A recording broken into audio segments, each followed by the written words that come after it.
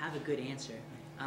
I think, though, that one interesting thing that whenever we are faced with a problem that's difficult, we ask what works in achieving something even remotely similar to this. So what are people really interested in? What are people really engaged about? What do people actively seek out? Information about Charlie Sheen and various celebrities, what Angelina Jolie is doing, etc. Why? Why, though? I think part of the reason is because they're human beings. You see them all over the place. You have the opportunity to sort of get information that gives you more insight and information into them. And this might be, I'm just coming up with this, this isn't very thought out, but I think increasingly that people want to connect with people, right? And this is one of the reasons why celebrity news stories are so appealing, is because there's a human being with a face that you recognize that is being talked about. It's the same way that you want to read a story about your uncle or your cousin, or even if that person is doing something completely uninteresting to you, you'd want to read about that.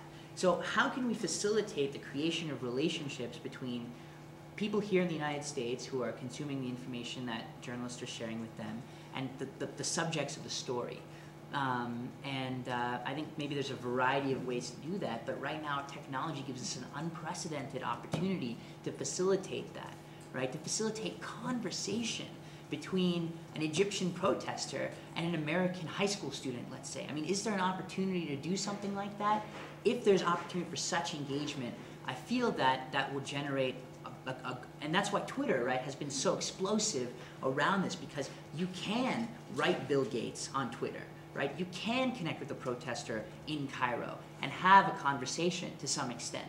And I do think that it's incredibly valuable for investigative journalism potentially to maybe adapt to some of these evolving trends or just evolving social patterns, and work on creative ways to facilitate those kinds of conversations while pairing them with financially viable models. I mean, I don't know if you guys have seen Hulu at all or watched any videos on Hulu, but you start to see advertisements in Hulu that are promoting organizations like Charity Water or Global Giving or Pencils of Promise in Rwanda, right? Imagine a news story, the New York Times, that was describing the situation in Rwanda, and that gave you maybe a link to a site where you could have conversations with children in Rwanda and seeing what situation they've inherited is like there, and an advertisement from Pencils of Promise, an organization that's helping kids to become educated in Rwanda, right? Or something like that. I mean, this is just off the top of my head, but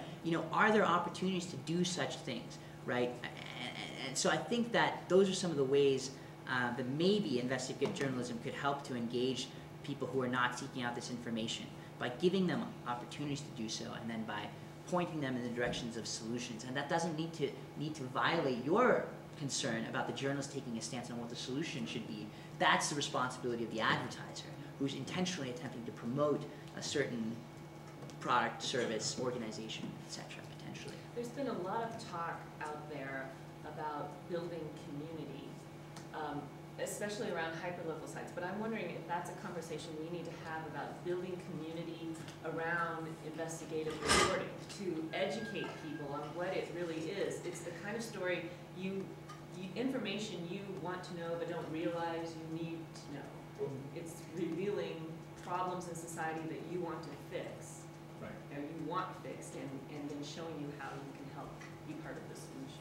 So what you inspired me, I riffed a little bit in my head, I want to sort of share it back, and this is not a journalist approach to things necessarily, but Hollywood does this. If you are tracking trends and topics, and by the way, Google has some good analytics, as other folks do, and you could figure out what stories or areas of interest are most of interest, and people are actively discussing and want to know more about, and then you use that for idea generation for stories, and then you tie that back into that community. I think that's called the main media. No. See, the only problem with that is that sometimes investigative journalism digs up stuff that people don't know they want to need to know, and that's what starts the conversation. Right, so let me go back to another analogy I made, right? So we see so much about the Tea Party is talking about bloat and waste in spending, okay? How many of the stories that we do on a regular basis amongst the network actually go to looking at the data and then showing where that bloat and spending is or isn't, right? Because they have a hypothesis, we let the data tell us where the story goes, but I'm not sure I'm seeing stories throughout the network that actually relate to topics that people are so active about that they're trying to throw people out of Congress for not dealing with these issues. So that's not demand media. That's not demand media at all. That is actually, that's topical, and it's working towards story generation that you can then activate to say, look, actually, because again, we write stories that we don't have an agenda going into. We let the data tell the story, right? So from my standpoint, my question is, what are we doing more about to actually look at from the idea generation? Because my experience around newsrooms has been that often it's the journalists are throwing out stories that they find most interesting to them, and they aren't necessarily the demographic that they're actually writing. That's a really interesting idea, and it works great with blogs.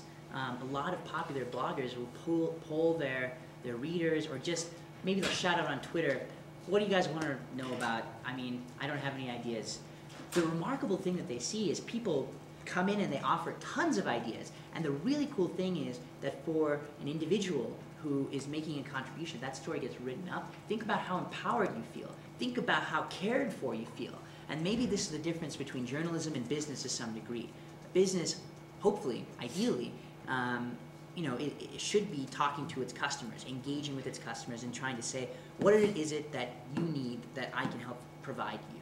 Or how can I improve something that you already have, etc. When businesses do that, customers feel a sense of loyalty, they feel connected, they feel cared for. And the interesting thing about journalism right now is that the customers, the people who are reading maybe the New York Times, for example, never interact with the New York Times. The New York Times is running kind of in parallel. And they're putting together stories, they're expecting the customers to read them and be informed, but there's no interaction between the New York Times and the people that are reading the New York Times, their main customers. So that's a really interesting and powerful approach, and it has worked. There's a lot of research to document that that's effective, at least with blogs.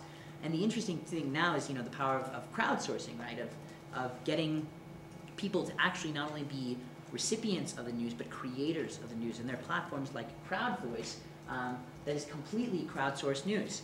So people now with their mobile phones or with text messages or whatever are going to a place, they're taking photographs or recording videos, and all this is compiled and posted, maybe slightly edited, and posted on CrowdVoice. So now you have an Egyptian protester's perspective, or you have a victim of an earthquake in Haiti sharing their story from their eyes, and a whole bunch of different perspectives around that.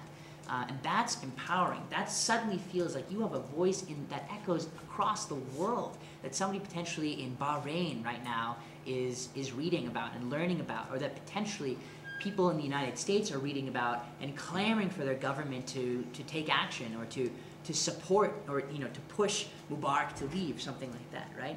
So I think that's a really great idea. How can you make people engaged more by connecting with them directly, and then how can you treat them more as agents of news creation, not just recipients of information? Yeah.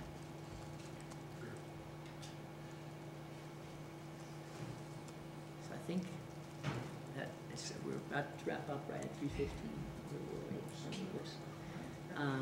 Well, thanks so much. Thank you.